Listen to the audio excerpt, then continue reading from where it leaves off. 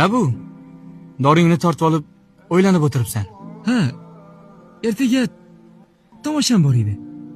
O'shanga tayyorlanayotgandim. O'ta olarmikanman, yo'qmikan, shuni o'ylayotgandim. Ha, birinchidan. Mana bu arqoning ancha qalin. U yerdagi arqon bundan 10 barobar. Ha yo'q.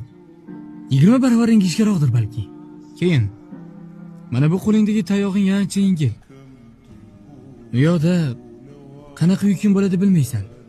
O'shaning uchun hozirdan og'irroq yuk bilan tayyorlanganing yaxshi. Yana o'tayotgan payting yiqilib tushmagin deyman-da, polvon.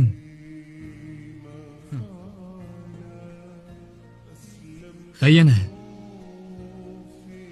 Arqonni qalin yoki ingichka bo'lishi iymoningga bog'liq.